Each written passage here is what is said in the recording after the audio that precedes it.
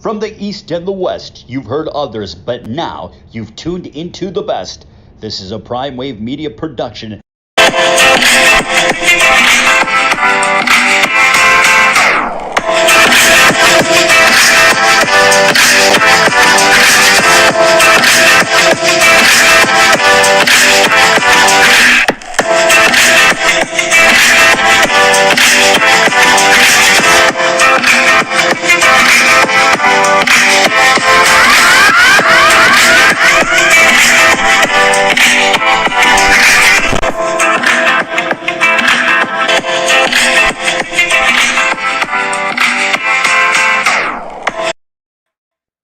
What's up, world? It's the one and only Pop DVICD PrimeTime Capper, and it is time for the premier sports betting show, the PrimeTime Angles Live. And you know, it's Wednesday, so you know what time it is. I got my man Mike Abadir here with me, and we're gonna go ahead and what? Okay, I got my man Mike Abadir here with me, and we're about to go ahead and get this thing started. Mike, what's going on, brother? How's everything going today? Everything is fantastic, my friend. Obviously, live broadcast here. You got the dog adamant on being with you on today's show. Well, I needed him earlier to do some howling for me for the dog bet of the week. Oh, well, if you got another one, man, he's ready to go. This is little Cyrus over here. Cyrus. Well, he looks got a great coat on him. I know that. That's what I would say. Well, my other dog is more relevant. His name is Raider. Right. For the Raiders. And the reason for that is because his coat is silver and black. Oh, no. Oh, wow. That's pretty... Man, and I think, does he even respond to it, though? Oh, 1,000%. So you can't watch a Raider game on Sundays then. And the Raiders, and the Raiders, and the Raiders. And I know he's just like, damn, stop calling my name out. Well, he's kind of disgusted with the whole situation right now. Anyways, I'm sure we'll get into that shortly here, maybe right now. Well, my biggest question is this. We've already seen the fallout. We've already seen everything, you know, happen and things like that. Everybody has had their opinion about, you know, what goes on moving forward and everything. But my biggest question is the Raiders in general. I think that the Raiders were able to rid themselves of the guy that was holding them up from being really great. I think Gruden was so busy trying to be the lone superstar of the Raiders as well, too. Even without being caught in this email situation, he was on my hot seat if you're a head coach, because I think that he was overpaid and he didn't do enough to the point to merit that contract. And it, to me, this year for the Raiders is playoffs or Gruden's job, to be honest with you. Or playoffs or find another coach. But we know Mark Davis wasn't going to go down that road because he thinks that they're brothers when they're not. And just one last thing before I let you jump in here, Mike. And everybody knows you worked for him too, Mike. Al Davis never, ever wanted John Gruden to come back and be anything a part of the Raiders. And I said that this was a bad hire when Mark Davis went over there and let fans talk him into hiring him. You have to understand, Mark Davis used to go to Buffalo Wild Wings in Alameda every week, every Tuesday night with like 3 players, just normal guy, and would let fans sit with him and have opinions. So I think at the end of the day, Mark Davis was trying to be Mr. Popular, and it's totally backfired on him. So he's stuck with this situation at hand, and they're going to have to fix this thing, and they're going to have to fix this thing pretty quickly as well, too. Well, it's really interesting because Mark Davis, they announced yesterday that he broke his silence, but he didn't. He said, talk to the NFL. That's not breaking your silence. That's just passing the buck to the National Football League. Here's the thing, man. If we're talking purely about football, yeah, I agree. He should have been on the hot seat. But as you alluded to, Mark Davis was going to live or die by Gruden. He probably would have allowed that whole contract to be fulfilled. The problem you have now is this. Okay.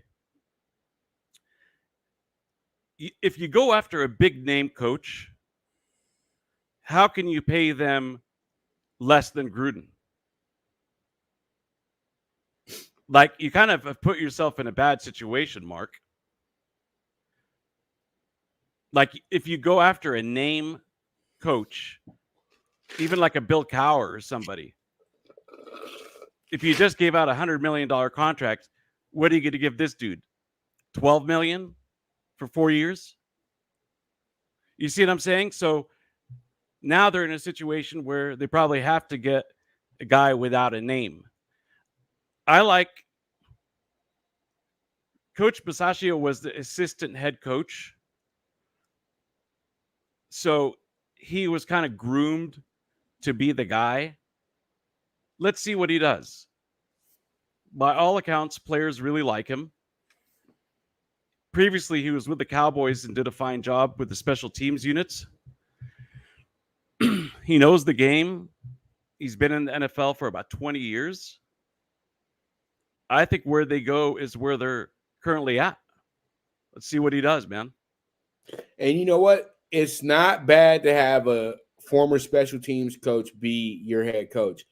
Great example, Mr. John Harbaugh of the Ravens. You know, him being there, everybody kind of laughed and sniggered when they saw that they were hiring a special teams coach from Philadelphia to coach the Ravens, and Ray Lewis and the Flacco in the group. But when he got there, everybody was like, I love this guy. And then even the head coach and the offensive coordinator, defensive coordinator said, oh, yeah, by far Harbaugh was probably the best coach on the staff.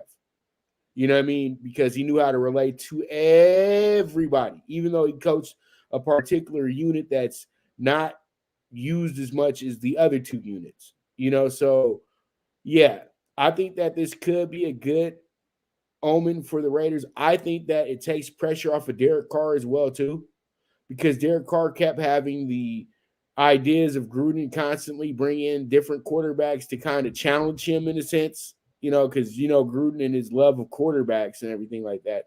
Now Derek Carr gets himself owed of confidence. I know Gruden was teaching him a lot of things and everything like that, but I think that his confidence will be boosted now because he knows that he's in total control of the situation now, where he won't get benched just prematurely because maybe Gruden might get mad at him about something. You know what I mean? I know that he had Gruden's confidence and everything like that, but this seemed like a season where it was going to be a quick yank for Mariota if things didn't go right in certain games. And Mariota's coming back right now as well, too. So now, the Raiders, to me, to be good after this, they're going to have to get that defense in gear, because week one kind of fooled us a little bit, Mike, because they had such a great pass rush in week one. We thought that this was going to be the next come of a, you know, good bookend group of, you know, guys, but it's really not. Really, these guys they're getting home, but the thing is, the quarterback's already letting the ball go by the time that they get home. So they got to fix some things right now. The secondary's not doing that well. And, you know, moving forward, the Raiders got to improve as an overall team week by week. And I think they're in a good spot this week to go ahead and do that. It's Broncos week in Denver as well, too.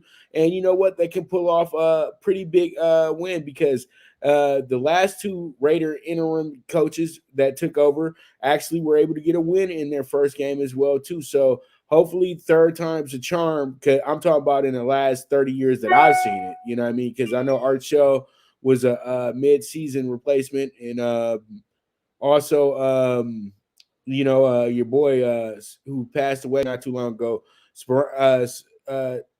Tony, the coach that came up with the Wildcat, Sperano.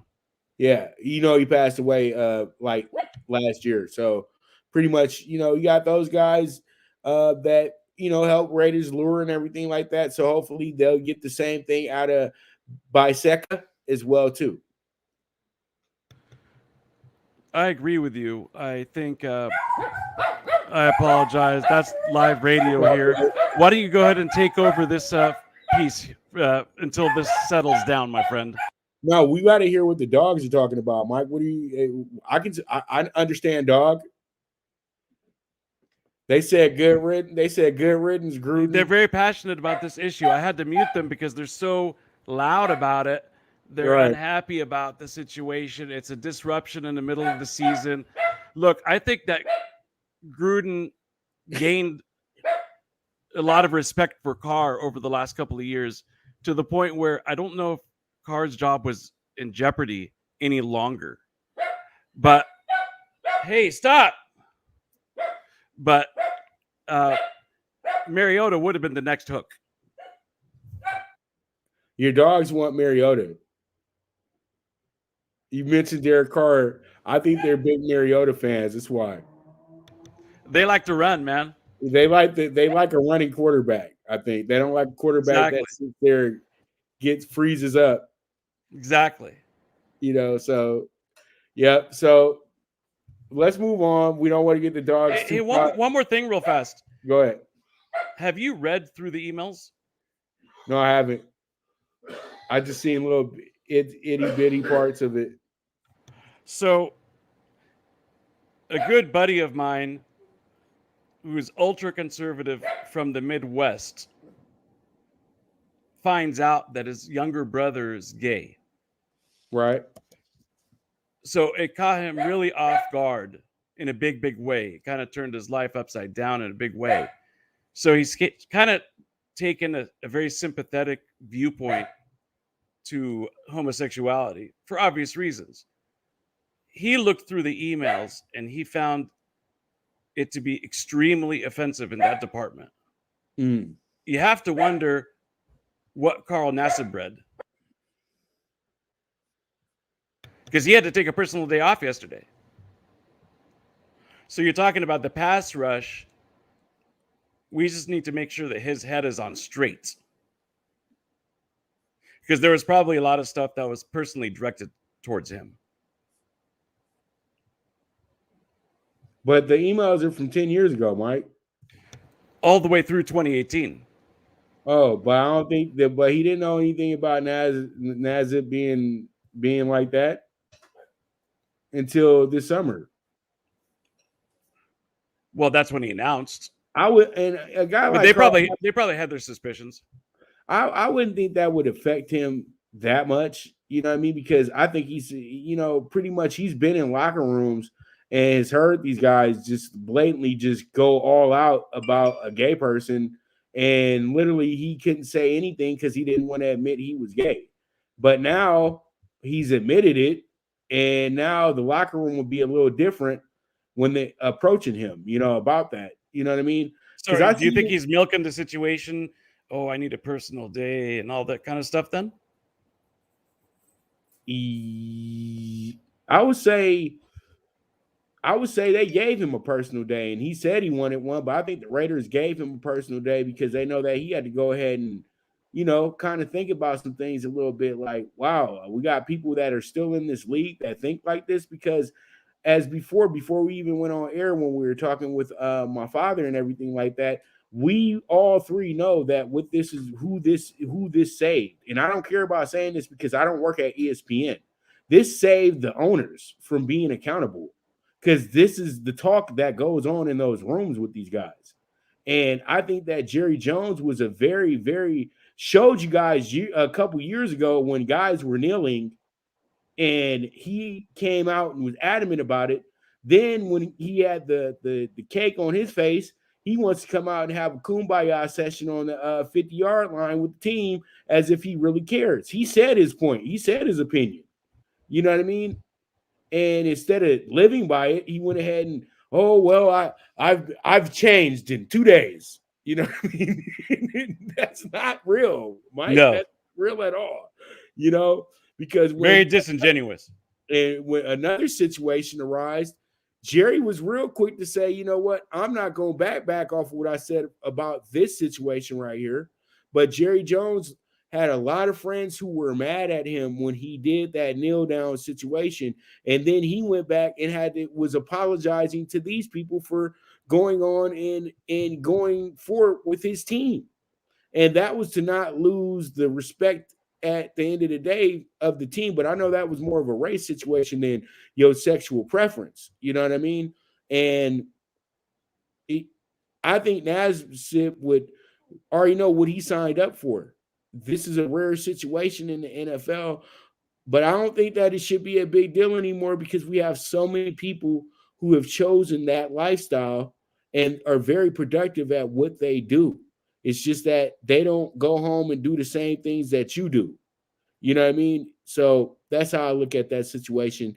I think that possibly he needed a day. If I was on the Raiders, I would need a day. And it's not because of what Gruden said. It's because how much the media is up in your face. I know because I'm a part of the sports media with the boxing and everything like that. When you got 300 cameras in your face and they're all asking the same exact question, it gets very annoying.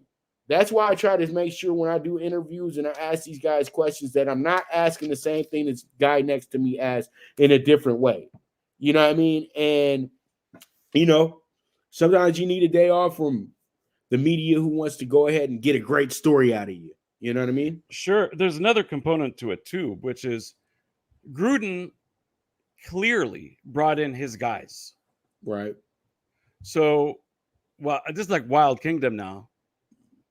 Raider. Why did Raider pop up like when I got to my little rant like that? He must be a Carl Nassib fan. He's a big fan of pass rushers in general. See, once again, this is live broadcast for you guys. There's nothing scripted about this. You're not going to get this on ESPN. You're not going to get somebody dog rolling up and being a part of the no. Only here, exactly. So what I was going to say, though, is this. Gruden brought in his guys, the guys he wanted. A lot of the players right now are wondering, and the coaches too, because a lot of those guys wouldn't be in the NFL if it weren't for Gruden. So a lot of these guys are wondering about their job security. Maybe not immediately, but for 2022 and beyond. I'll give you an example. There's a coach on the staff named Byron Storer. Mm-hmm. Byron Storer was a player for him in Tampa. He played a dinosaur position, fullback. But Gruden liked him. He was a Gruden grinder. He's one of those guys that doesn't show up in the stat sheet, right? So he brought him in to instill that kind of mentality. Right. That dude wouldn't be a coach in the NFL if it weren't for Gruden.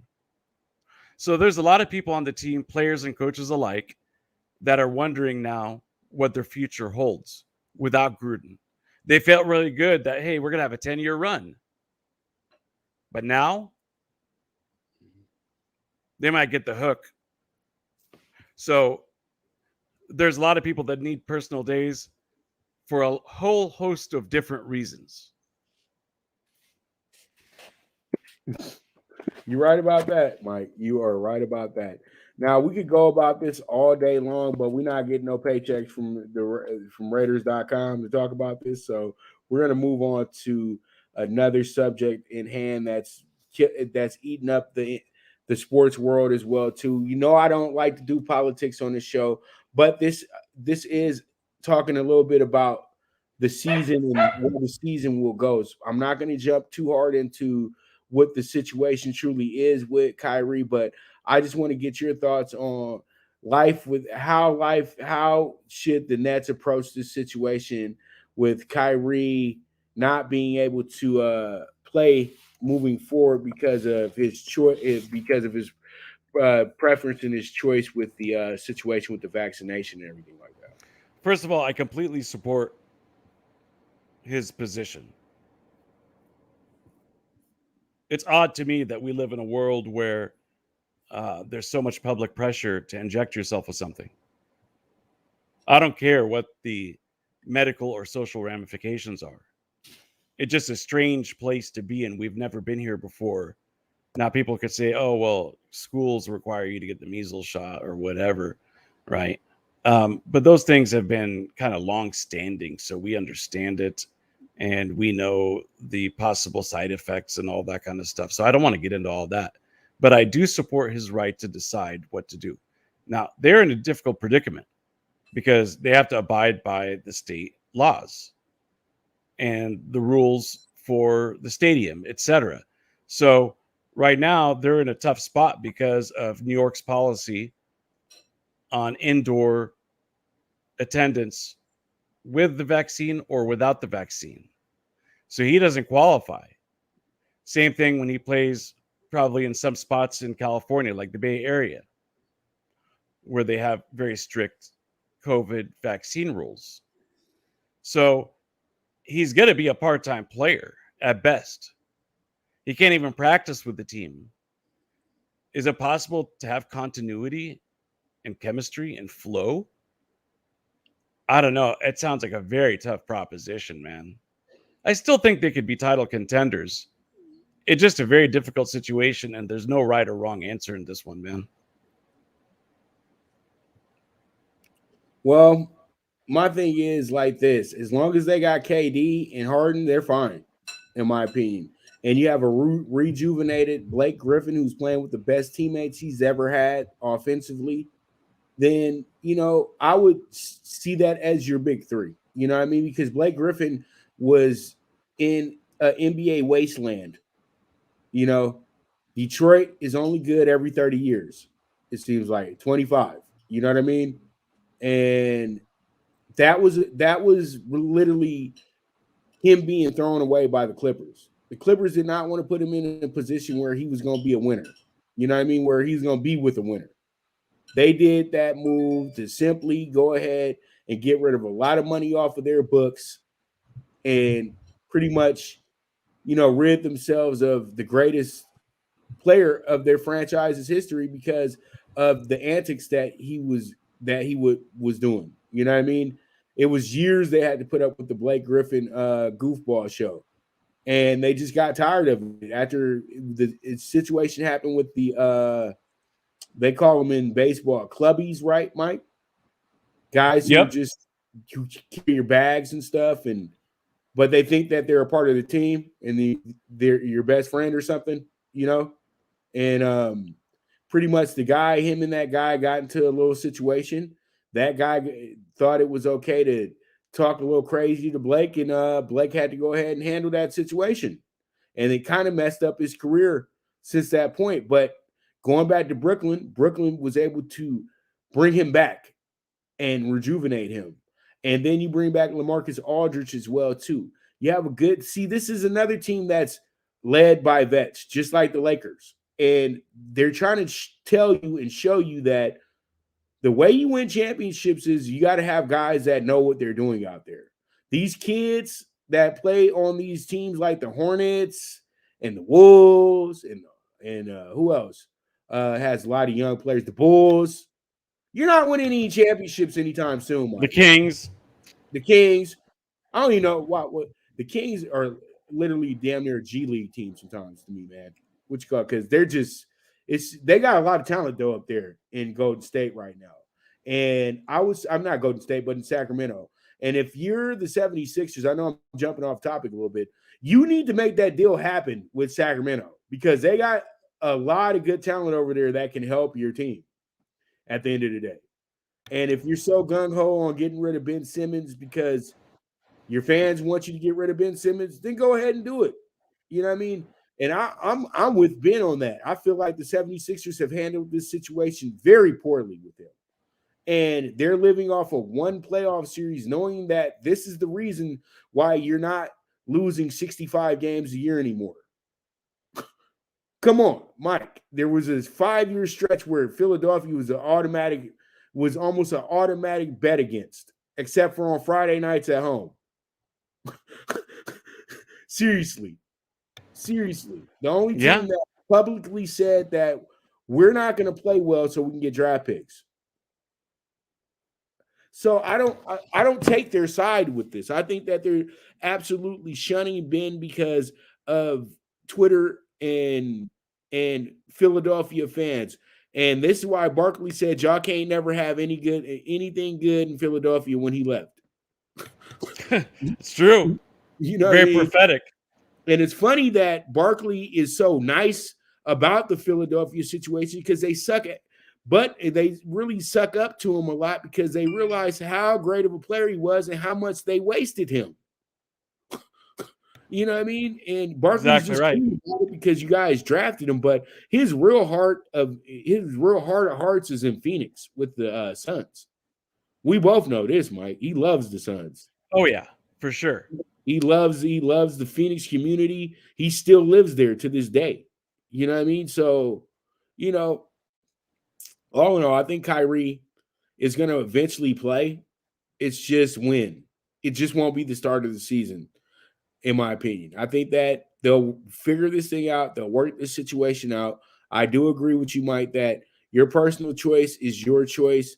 But right now, he has to understand that this is what the rules are, and this is for the betterment of the team. For you guys moving forward, this isn't really about you.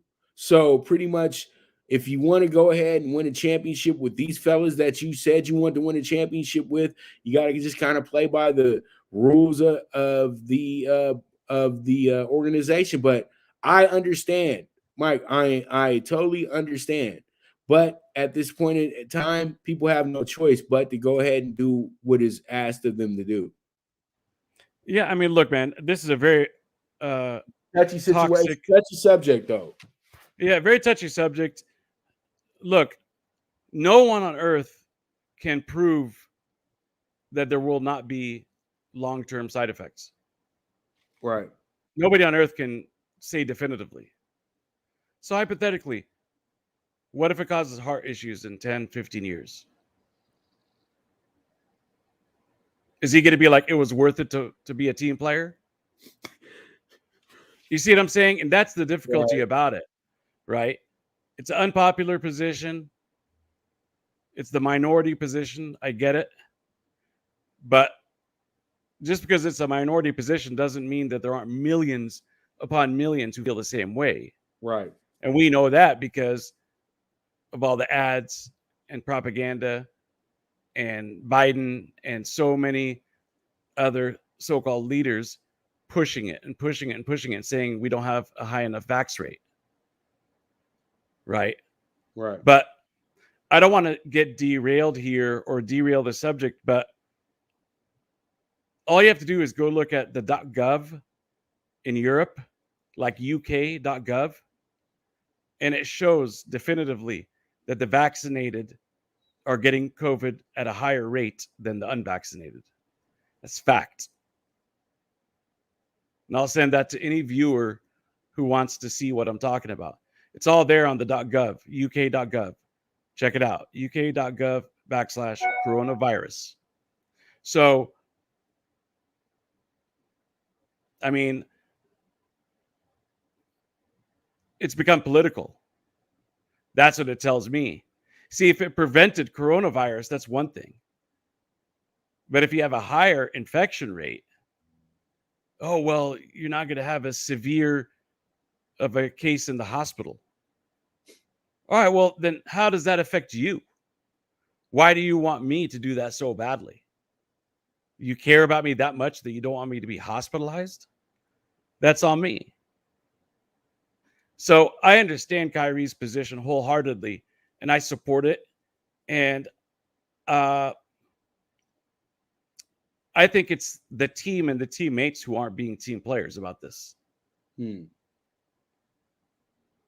Well, you went in reverse. Good thing you went with Stephen A right now, man, because Stephen A would have tried to tear you a whole new one. But you know what? That's why we got Raider in the house, because if Stephen A get to yelling at Mike or something on set, you know what I mean? We'll just pull Raider out. Exactly. Well, I need homeboy, what's his name? The guy that fell off the motorcycle. The one that debated Stephen A the other day. Why am I blanking on his name? I'll think of it. You know, I was gonna say fell off motorcycle. Only person I can remember that fell off a motorcycle is Kevin Winslow Jr. He's in a pretty ugly situation right now.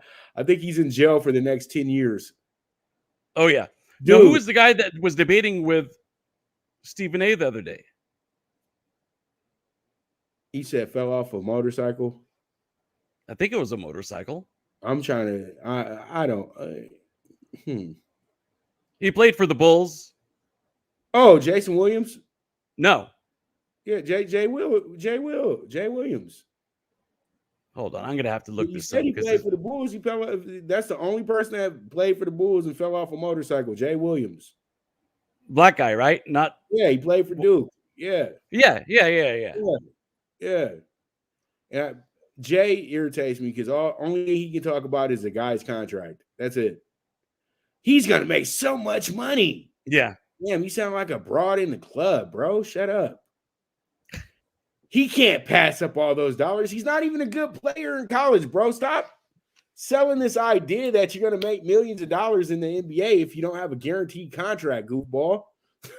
You know what I mean? The guys that he pushes to the NBA, they're not even getting good deals right now. Like, seriously, don't take advice from guys that ride on motorcycles and it's a clause in their contract that they can't ride on motorcycles. Like, they forgot that existed in their contract. Yeah. Yeah, it's hard to live. You went to Duke, but how are you this stupid? All right. With that, let's go ahead and take a quick commercial break, Mike. I'll be back. We'll be back. We're going to talk about some games. We'll get out of these political forums that we don't belong in. And we'll come on back with some pretty good stuff to talk about. We got college football, we got NFL, and the elusive Game 5 over in San Francisco tonight. So you guys stay tuned. This is the premier sports betting show, the Primetime Angles Live, with the one and only Pop DBIC, the Primetime Capper, and the man himself, Mr. Mike Abadir. The Viget app, where social media meets sports betting. Get the latest line movements in all major sports. Track your daily bets, daily contests, the NFL over-under contest that pays out $10K in cash prizes. This is a cutting-edge app that helps betting be easy. Sign up with the reference code POPDBIC and you will be able to watch my daily show, The Primetime Angles, as a resource to building that bankroll. Viget is available in your Apple or Google Store on your iOS or Android. The social sports betting app, Viget.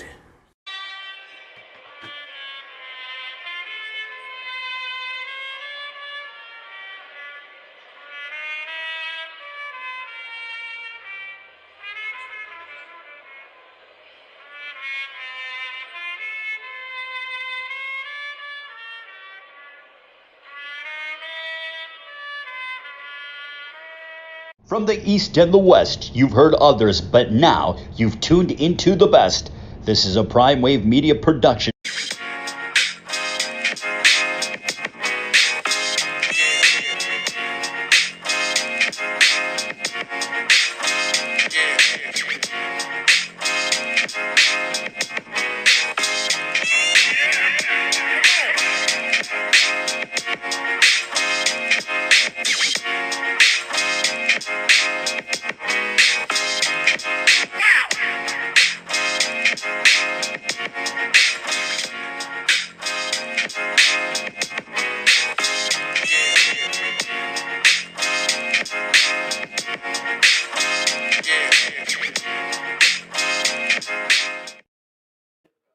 All right. So we are back with the premier sports betting show, the Primetime Angles Live. And Mike, let's go ahead and jump into it. First, we're going to go ahead. Can I say something real fast? Yeah, go ahead. I looked it up. The reason I was stumped is he goes by Jay Williams. Right. So in my mind, Jay Williams. When I heard Jason, it kind of threw me off, even though Jay is short for Jason. So my apologies there. But yeah, that's who I was trying to think of as Jay Williams. Right. Yeah, Jay Williams, I might date a player if he got the right contract. Exactly. That's all he talks about is the money portion for these guys, dude. And it's just like he'll miss out on so much money if he stays in college. Like, man, you went to college for 3 years, dude. Like, seriously, it helps you. Stop acting silly like it didn't help you in the NBA. Yep. To really be, but to me, you have to be 6'9" or better to really be dominant in the NBA at 19 or older. Minimum 6'7". You can't go in there as a 5'11" guard talking about I'm going to change the game. No. You know what I mean? You could be good, but then but most times you're a turnover machine. You don't look good at the end of the night. It's a lot of things that players have to go to college to mature. It's not about the money. It's about how are you even able to manage the money if you don't go to college? You know what I mean? I've seen it's 60% of the players right now in the NBA that are going to be dead broke in 10 years.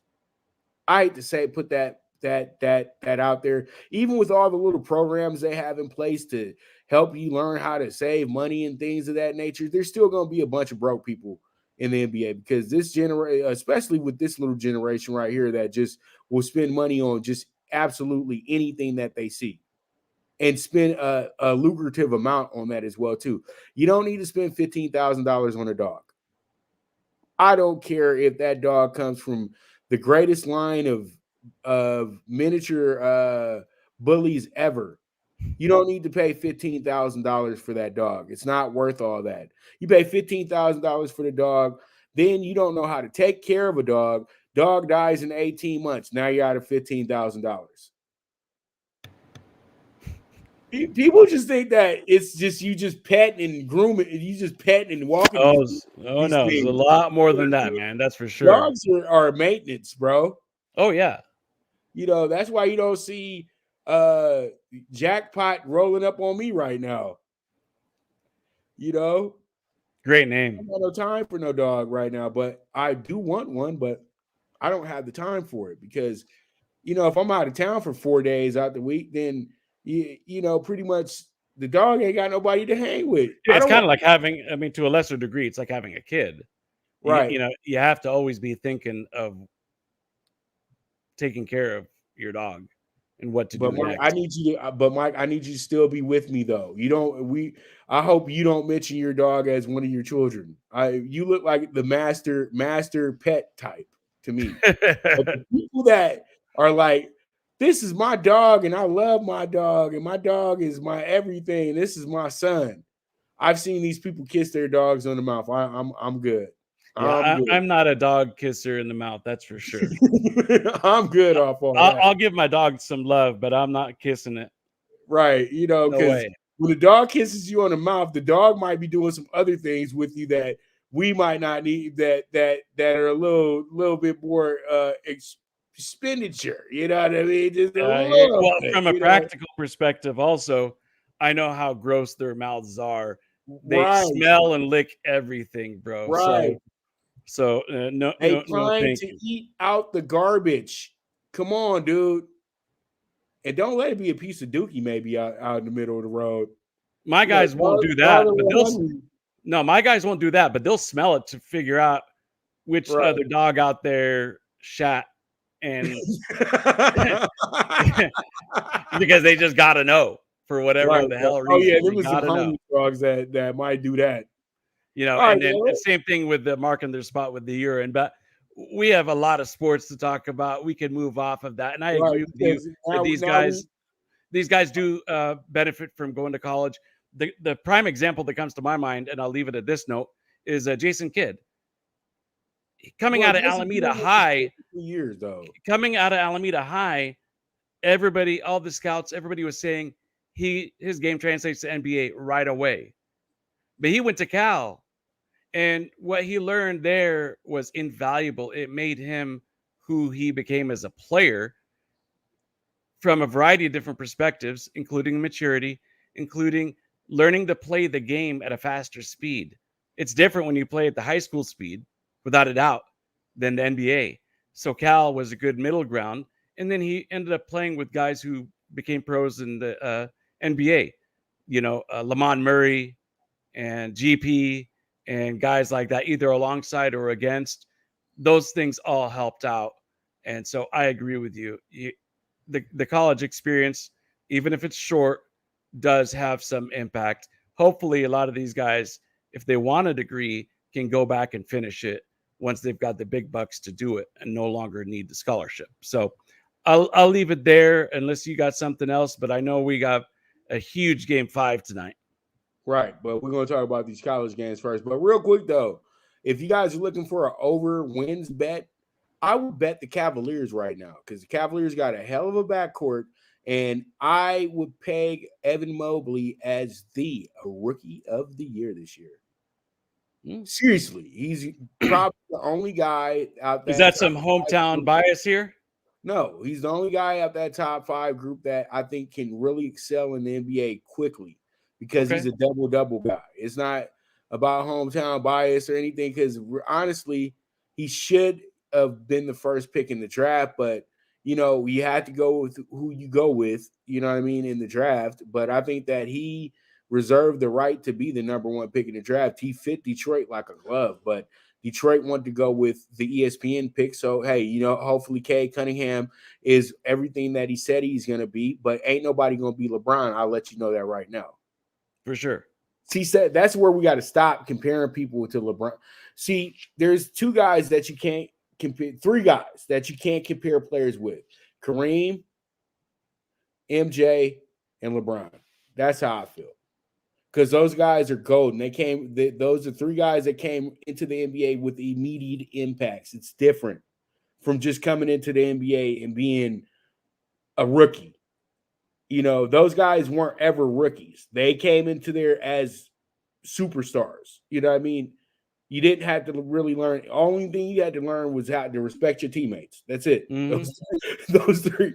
That's it. But let's go ahead and get into AAC matchup tonight. Navy at Memphis, Mike. This is a good one right here. -11 in Memphis tonight, over under 56. Navy is a big dog tonight. Memphis is rightfully so a big favorite tonight because they are at home.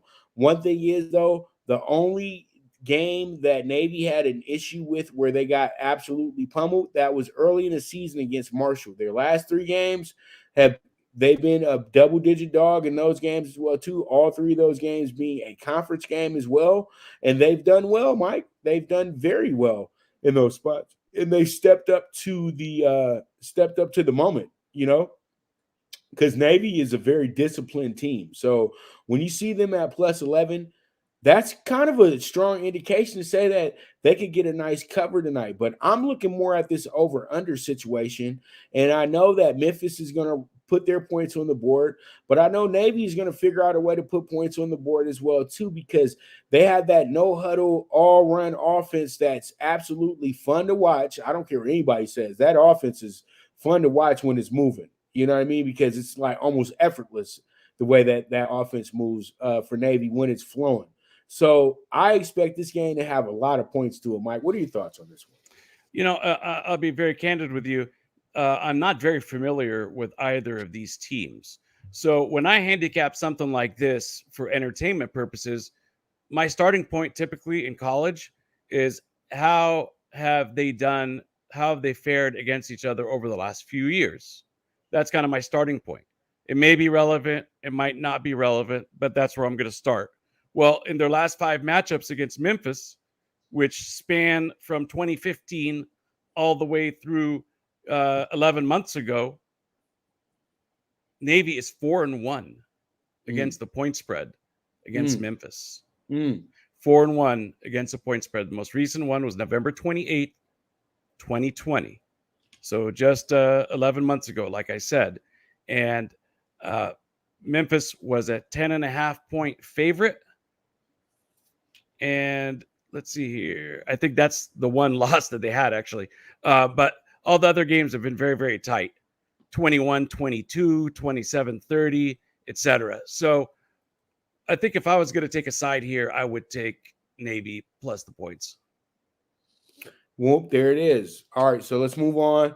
Sun Belt game. We don't have to talk long about this one. You got Georgia Southern going against Bama tonight. Southern Alabama tonight in South Alabama, not Southern Alabama.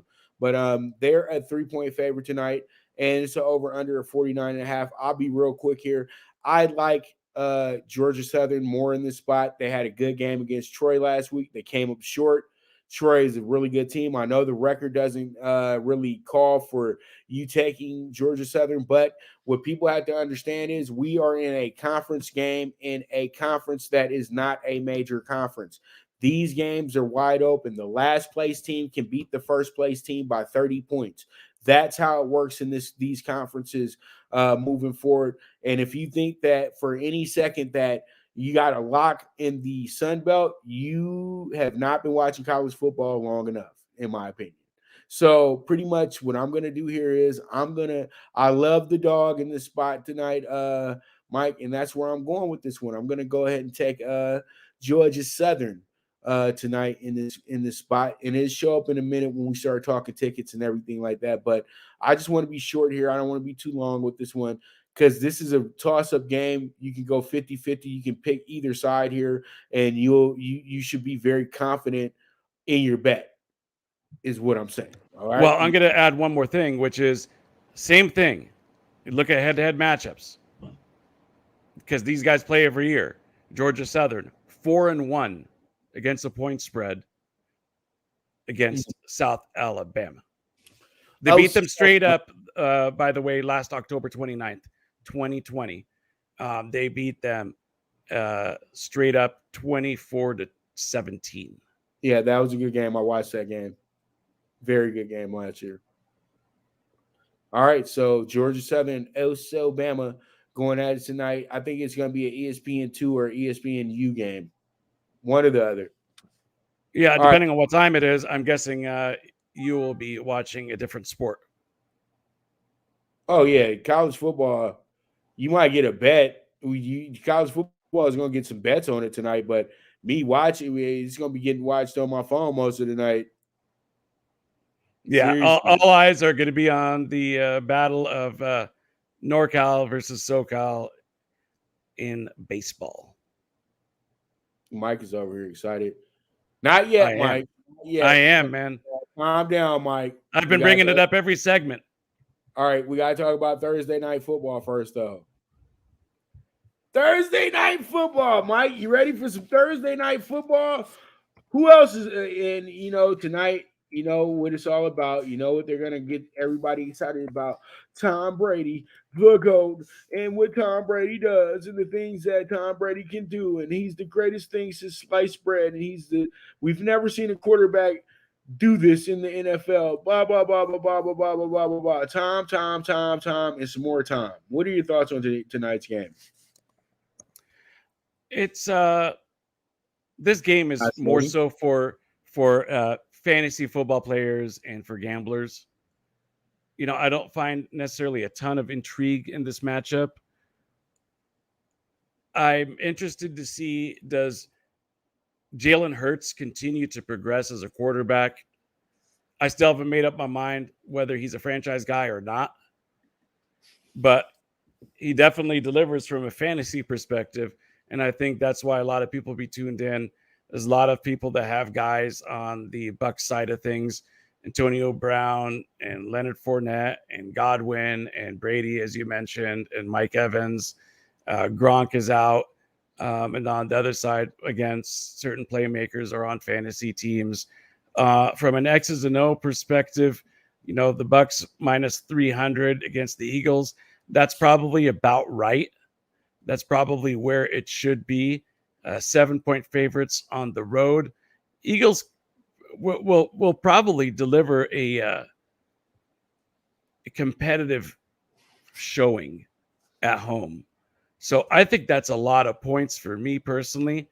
I would be tempted to take the Eagles +7.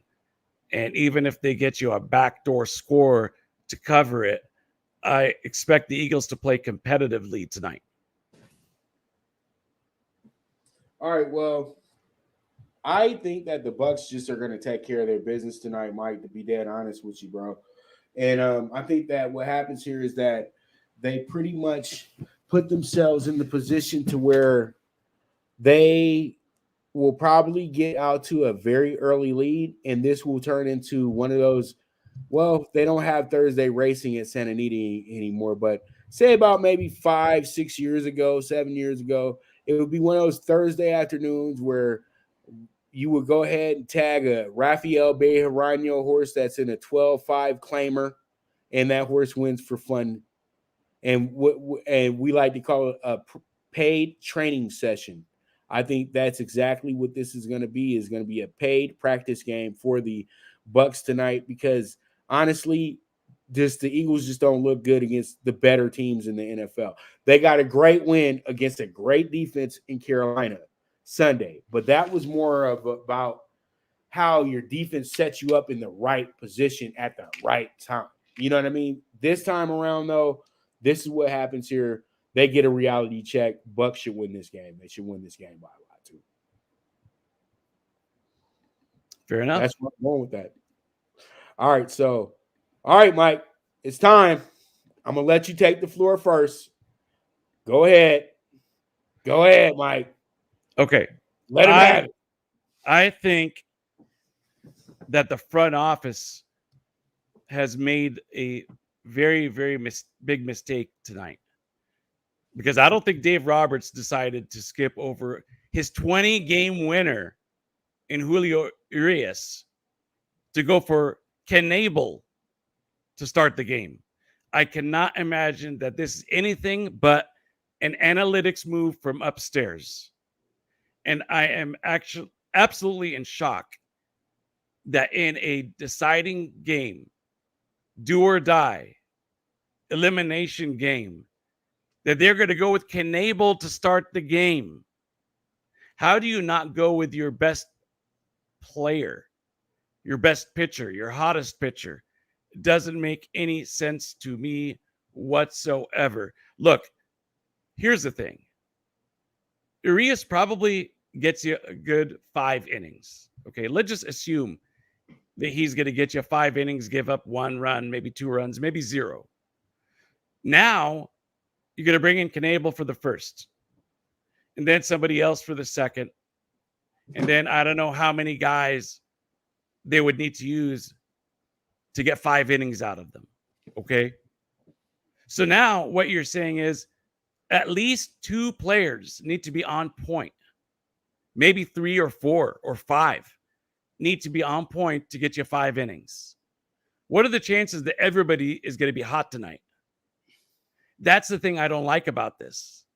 This isn't a regular season game where you can afford to do it because you're trying to set up your rotation right after some rainouts or after a doubleheader. This is elimination, man. You got to go with Julio and then bring in Scherzer. That's my take on it. I'm just absolutely in disbelief at this move. Like I said, this does not smell like a Dave Roberts move. I think this is entirely a front office analytic geek move. It may work, but I don't agree with it regardless of the outcome. I agree with you on that fact, but I'm just going to give you a little I'm going to put my coach's cap on, manager's cap on. I'm thinking that, okay, we've talked about it. We know Urias is the man. He's going to pitch tonight. That's for sure.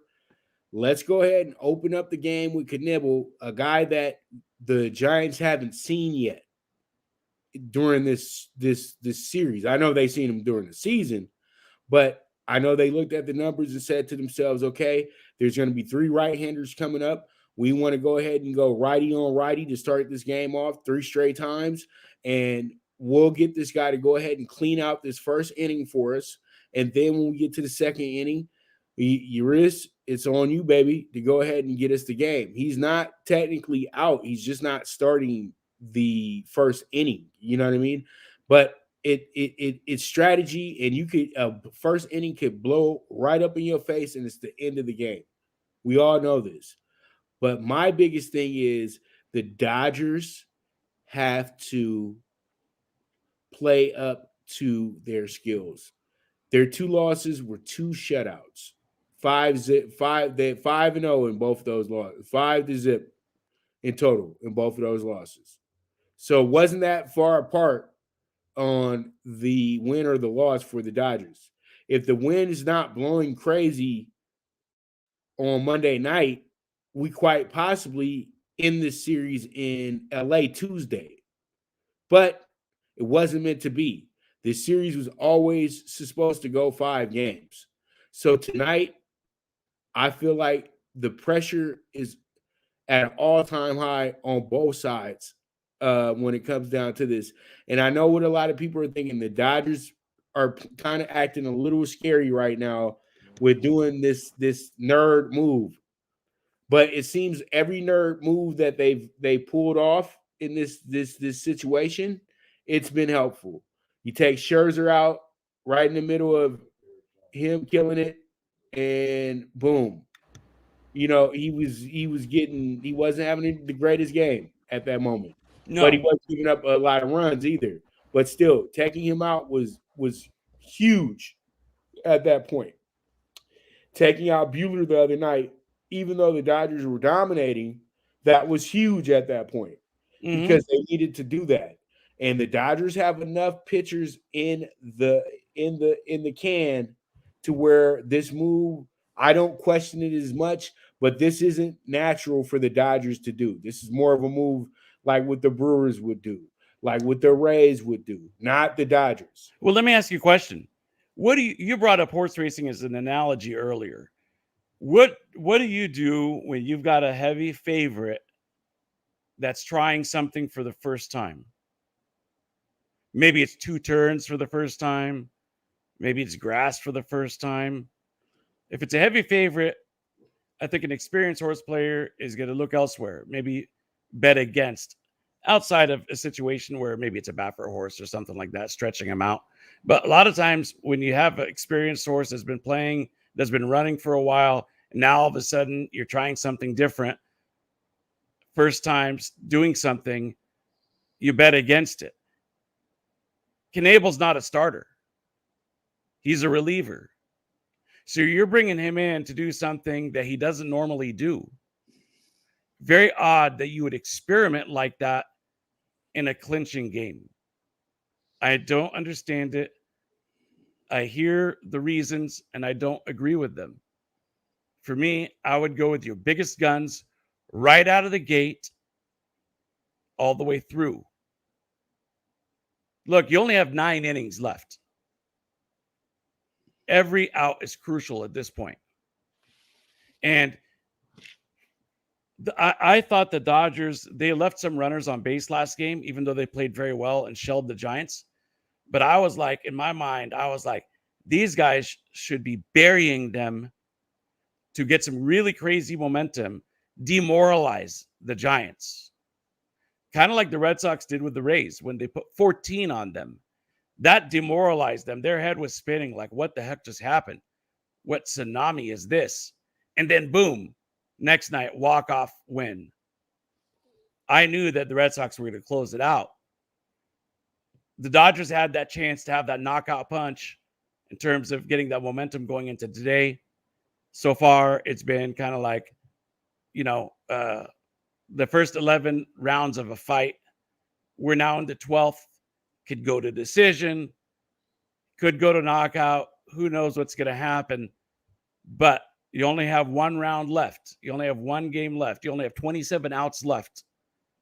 I don't go with Knebel to start things off when I've got Urias, I've got Scherzer, I've got a lot of guys who can give you a lot of very quality innings.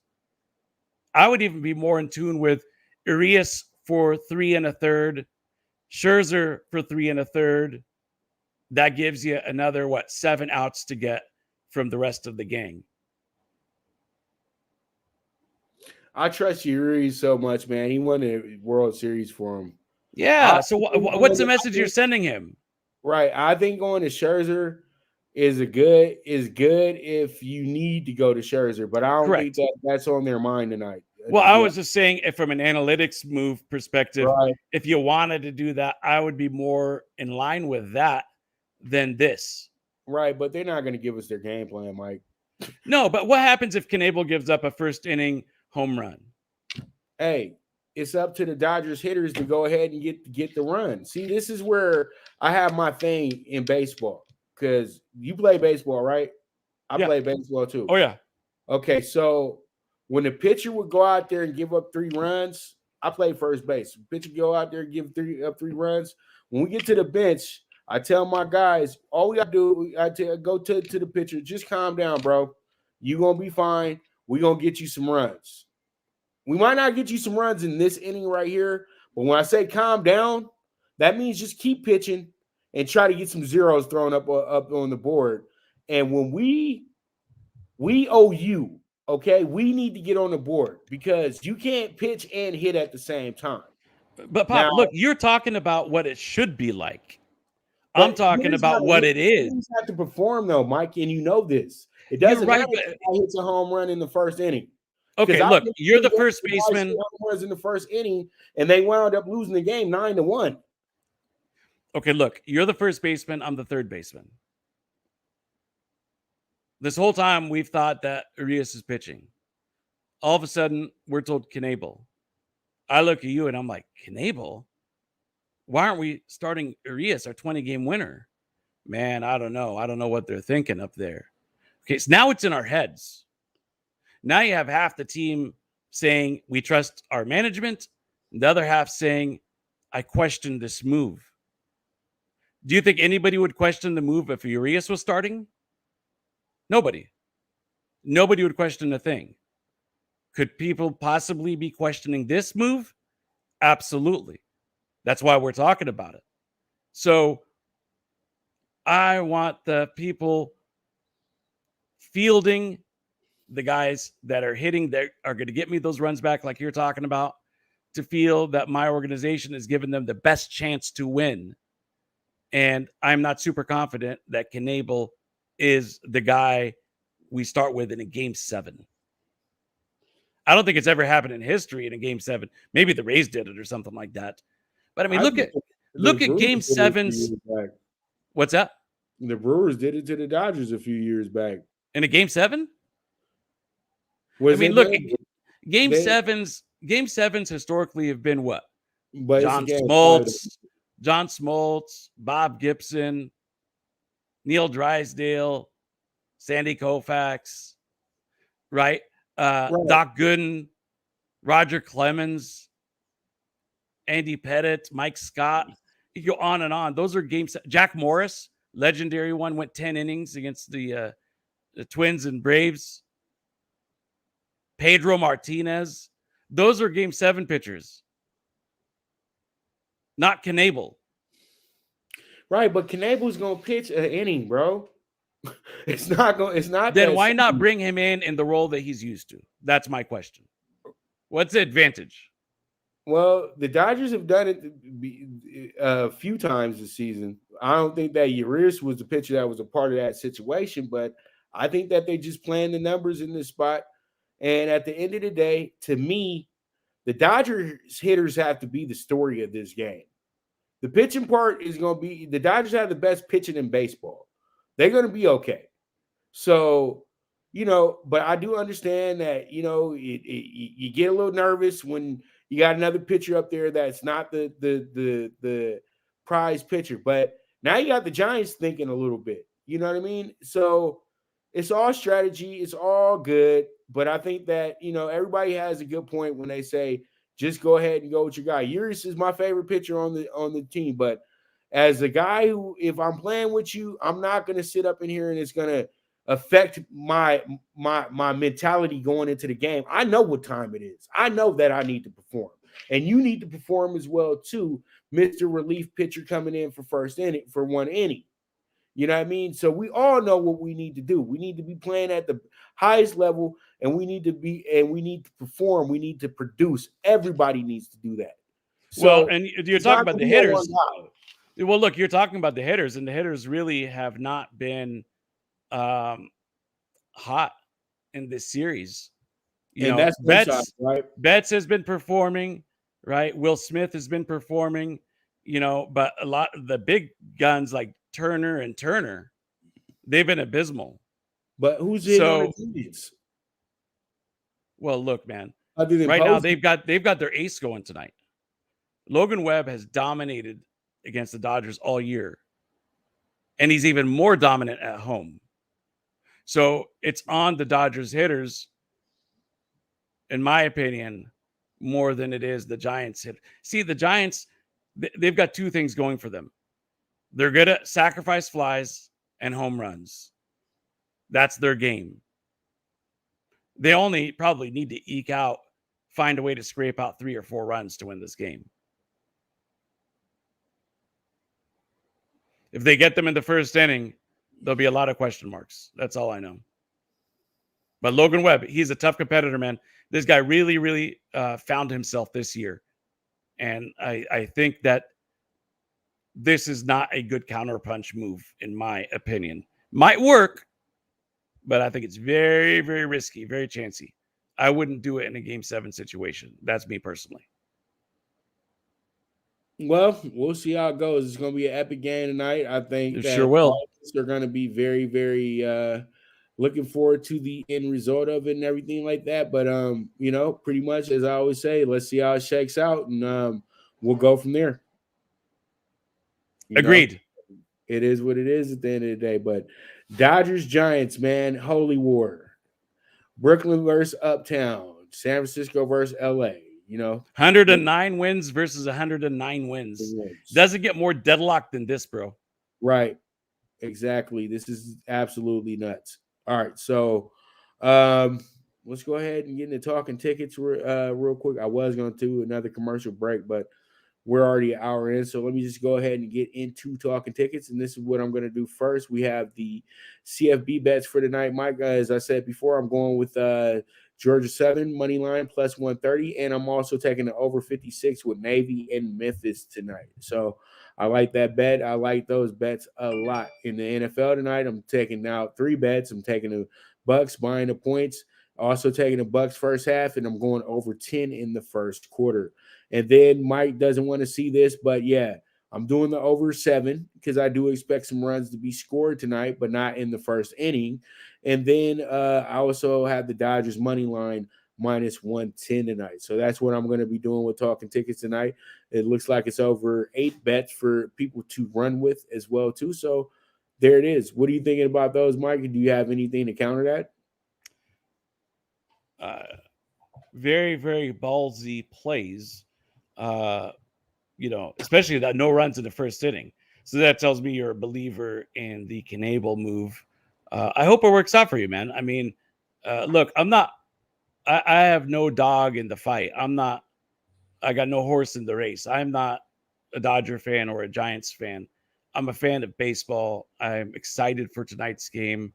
I'm going to be watching every minute of it, glued to the television set. This is intrigue times 10. We've never really seen anything like this. 209 win teams going head to head. They played 23 times during the regular season, 5 more now in the playoffs. It'd be a total of 28 games. The regular season was 12-11 Giants. They were winners by 1 game of the division. They're deadlocked right now in the playoffs. Does not get closer than this, my friend. I am psyched. I think your plays make sense, and I wish you the best of luck, man. All right. And you know what? We miss our PrimeTime pick 6, but the NBA will be back in a month. The NBA Super High 5 will be returning. So you guys know how it is. Just got to have daily games, and, we can do fun little cards on a daily basis. So absolutely. Mike, hey, can we continue the conversation tonight? Would you like to I'm going to put you on the spot here. Would you like to come on the Mike Abadir show this evening? I'll let you know in the next 30 minutes. Okay, very good. Yeah, which I'll let you know because I got some things I have to do in a few, and I just don't want to be committing myself and, pretty much then leave you on hang or something if something, goes over. You know what I mean? Always welcome to come on board, my friend. All right. Gino coming in today? No, he's going to be covering Thursday Night Football. Oh, okay. Gino works for the NFL Network now or something? No, he's covering it for some gambling app out of Vegas. Oh, okay. Cool. Yeah. Yeah. So, all right. So, Mike, I'll let you know in a minute what I'll do, and pretty much thank you so much for coming on to the show today, and you're the best, man. So, with that, you guys, thank you so much for tuning in. And man, it's been a beautiful day. And hey, let's go ahead and cash some tickets today. As I always say, bet with your head, not with your heart. If you got a hunch, bet a bunch. The movement is moving. This is the premier sports betting show, the Primetime Angles Live, with your host, the one and only Pop DBICD, Primetime Capper, and sports radio, sports agent aficionado himself, Mr. Mike Abadir. And we are gone.